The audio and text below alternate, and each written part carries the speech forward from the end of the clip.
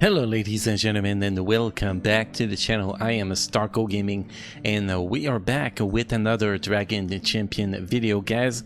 We continue to get ready for the Renera event, so today we're going to be covering one more panda and all those panda out there, and today is going to be Master Jewel. Master Jewel is one of the key player for Renera event, in my opinion.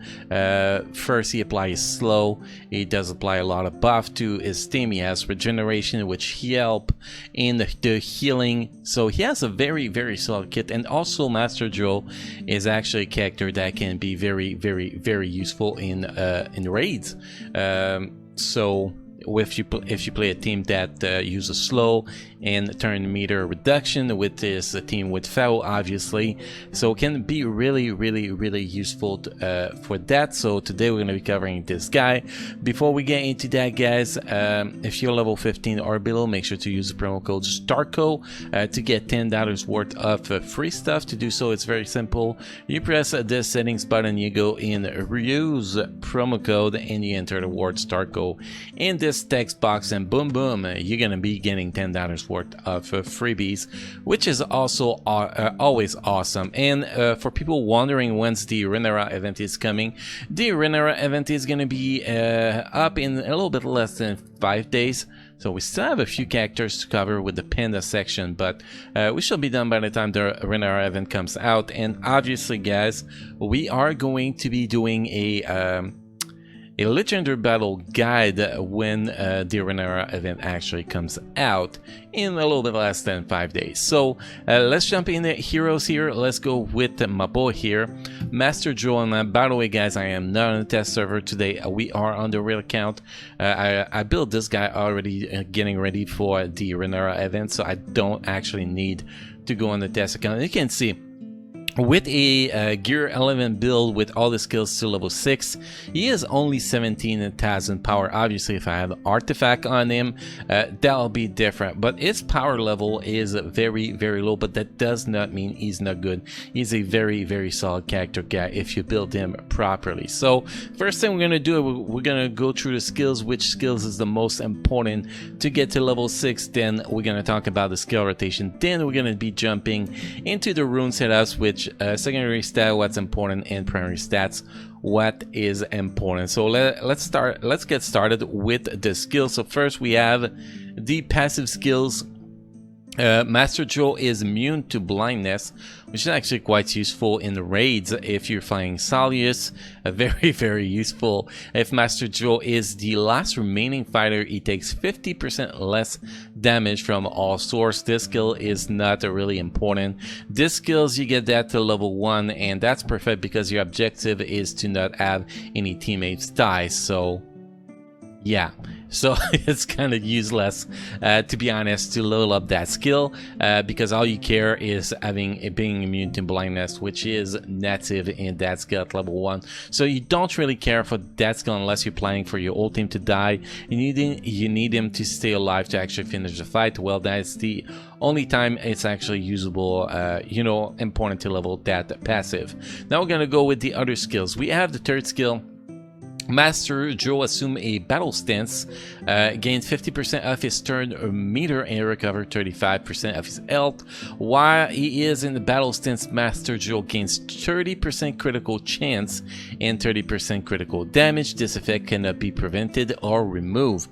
Using the ability again will cancel the battle stance, and Master Jewel gains counter attack for 2 turns. So basically, this ability you're going to be using one time in the fight, which is going to give you 30% critical chance and 30% critical damage. And you can see a sneak peek at my runes here. It's kind of why I don't have critical rate or critical chance or critical damage runes, because these skills make it more important to actually get damage increase, and that skill is very important to get to level 6. I don't know if it's gonna be number one yet. I still have to make my mind with the second skills, but definitely the first skill is very, very, very important. So now we're gonna go with the second skills. Master Duo and Tree Allies recover 30% of their turn meters and gain regeneration and armor increase for 2 turns. Master Duo gains 1 more stack of regeneration. Now, if you get this skills to level 5, only 2. No, it's the same, 3 turns, but the turn meter is less, and you have a 1 more turn cooldown of the bat, and Master Duo gains 1 more stack of regeneration. So I think the most important will be this skill actually to get to level 6 in my opinion. I think this one's a little bit more important because here really what that matters is you're gonna apply to 3 allies. See, level 5 to 3 allies, you want to apply the regeneration and the armor increase. That's what's really important for this skill. So this skill is fine at level 5 without too much problem. And then you have the last skill. The last skill is going to be the second most important to actually get to level 6 because of the slow. So deal 250% of physical damage to an enemy, a 50% chance to inflict slow for 2 turns. If the target is afflicted by slow, their turn meter is reduced by 30%, which is pretty great, which is why it's actually a very good setup to make you know, that team to that raid team to actually reduce turn meter. I don't remember the exact term of that kind of team, but yes, it is very important. So if we actually get this skill to level 5, you can see we are losing a lot. We're losing a lot of damage. The slow lasts, you know, the slow lasts 2 turns, which is great. Sorry, I thought I misread something. But this one, you know, if you hit the target that has slow, it's reduced their turn meter by 30%. It's just too great to actually bypass. So the most important will be the third skill, level 6. Then this skills to level 6. Then if you really want to get this skills to level 6, that will be in the third position. And then lastly, if you just want to take a little bit less damage, I guess, that will be there. Now, what is the skill rotation for this character? Well, it's pretty simple. First, at first turn you want to apply that. Obviously, you want to have that up at the first turn, so you get your critical chance and you get your critical damage buff up for the full fight.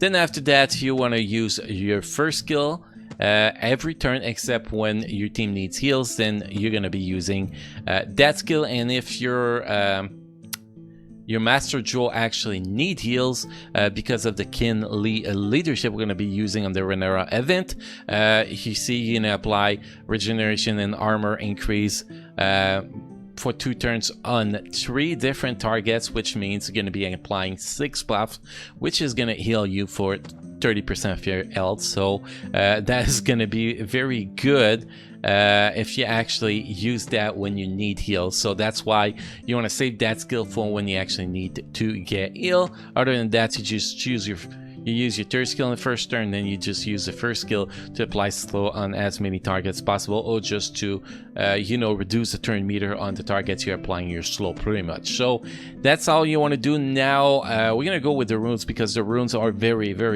important on this guy. If you don't do the runes properly, well, his slow's not gonna apply, his damage is not gonna get increased. So the runes are very important, like on most characters, obviously. So here we're gonna go with 1 set of potency, which give us 15% potency, and a 1 set of damage, which give us 15% damage, which is pretty decent. So what stats do we want to go? As always, northeast is speed. It's always speed. As secondary stat, the 2 stats that are actually important to get are both damage and potency, which I do not have potency on this one, but we have damage, so it's actually pretty decent. But yes, damage and potency are going to be the 2 secondary stats you want to aim for. If you want to add the third stat, that will be speed, but speed is always the case. But damage and potency as much as possible on secondary stats. So first primary, you want speed. Second primary, you want a critical chance, critical damage, or damage. I think there's damage there too. All 3 actually work here. You can see here, this is not a very good rune. I got nothing on the actual secondary stats, but I don't think I got anything I can put there. Now see, that's why, because I don't have any south damage runes to actually put there. That's why I'm stuck with this one there. But definitely that is a terrible rune, and that needs to be changed when I get a chance to actually put something a little bit better. I'm kind of checking. I don't even have potency to put down there, so yeah, I do have a lot of work to do on those runes. Definitely I need more damage rune. Now if we go with this one, you can see we have damage, we have critical chance, which is actually not bad. We are missing potency on this one, but we do have tenacity, which is actually nice.